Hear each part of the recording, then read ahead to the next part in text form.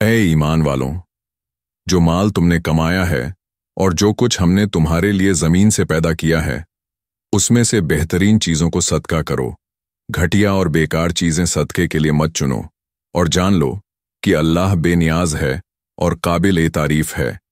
شیطان تمہیں فقر، غریبی سے ڈراتا ہے اور بخیل پن کی طرف بلاتا ہے، جبکہ اللہ تمہیں اپنی طرف سے مغفرت اور بڑا اجر انعام کا وعدہ کرتا ہے، اور اللہ وسیع، بہت دینے والا اور علیم، سب کچھ جاننے والا ہے۔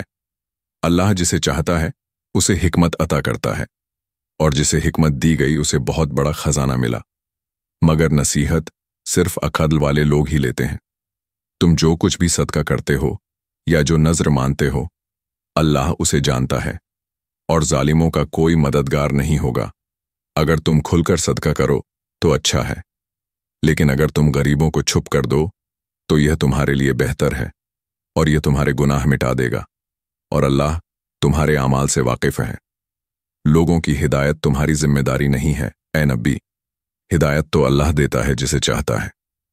تم جو بھی خرچ کرتے ہو وہ تمہارے ہی بھلے کے لیے ہے، بشرطے کہ اللہ کی رضا چاہو، اور جو کچھ بھی تم دو گے وہ پورا پورا لوٹ آیا جائے گا۔ صدقہ ان فقیروں کے لیے ہے جو اللہ کے کام میں لگے ہیں اور روزگار کے لیے نہیں گھوم سکتے۔ لوگ انہیں غنی، امیر سمجھ لیتے ہیں کیونکہ وہ مانگتے نہیں۔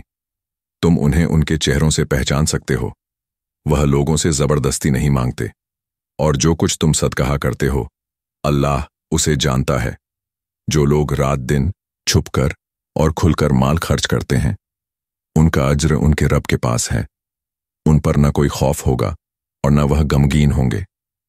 جو لوگ سود، ربا کھاتے ہیں، وہ قیامت کے دن ایسے اٹھیں گے جیسے شیطان نے انہیں پاگل کر دیا ہو۔ وہ کہتے ہیں تجارت بھی تو ربا جیسی ہے، حالانکہ اللہ نے تجارت کو حلال کیا ہے اور ربا کو حرام۔ جو باز آ گیا اس کے لیے جو پہلے ہو چکا وہ ہے، اور اس کا معاملہ اللہ کے حوالے ہے۔ لیکن جو پھر لوٹے وہ جہنم کے لوگ ہیں۔ اللہ ربا کو مٹا دیتا ہے اور صدقے کو بڑھاتا ہے، اور اللہ کافر، گنہگار کو پسند نہیں کرتا۔ جو لوگ ایمان لائے، اچھے اعمال کیے، نماز قائم کی اور زکوٰۃ ادا کی، ان کا اجر ان کے رب کے پاس ہے، ان پر نہ کوئی ڈر ہوگا اور نہ وہ غمگین ہوں گے۔ اے ایمان والوں، اللہ سے ڈرو اور جو سود باقی ہے اسے چھوڑ دو اگر تم سچے مومن ہو۔ اگر ایسا نہیں کرتے تو اللہ اور اس کے رسول سے جنگ کے لیے تیار ہو جاؤ، لیکن اگر توبہ کر لو تو تمہارا اصل مال تمہارا ہی ہے۔ نہ تم ظلم کرو اور نہ تم پر ظلم ہوگا۔ اگر کوئی تنگی میں ہے تو اسے مہلت دو، اور اگر تم قرض معاف کر دو تو یہ تمہارے لیے بہتر ہے۔ اس دن سے ڈرو جب تم سب اللہ کی طرف لوٹائے جاؤ گے، پھر ہر شخص کو اس کے اعمال کا پورا بدلہ ملے گا۔ اے ایمان والوں، جب تم کسی قرض کا معاہدہ کرو تو اسے لکھ لو، اور ایک کاتب، لکھنے والا، انصاف سے لکھے، قرضدار جیسا بتائے ویسا ہی لکھوائے، اور اللہ سے ڈرے۔ اگر وہ کمزور ہے تو اس کا ولی، سرپرست انصاف سے لکھوائے۔ 2 مرد گواہ بنا لو۔ اگر مرد نہ ملیں تو 1 مرد اور 2 عورتیں، تاکہ اگر ایک بھول جائے تو دوسری یاد دلا دے۔ چھوٹا ہو یا بڑا، قرض لکھنے میں کوتاہی مت کرو، یہ اللہ کے نزدیک زیادہ انصاف والا ہے اور گواہی کو مضبوط کرتا ہے۔ اگر سفر میں ہو اور کاتب نہ ملے تو گروی رکھو۔ اگر آپس میں بھروسہ ہے تو قرضدار کو چاہیے کہ امانت ادا کرے اور اللہ سے ڈرے، اور گواہی نہ چھپاؤ۔ جو گواہی چھپائے اس کا دل گنہگار ہے۔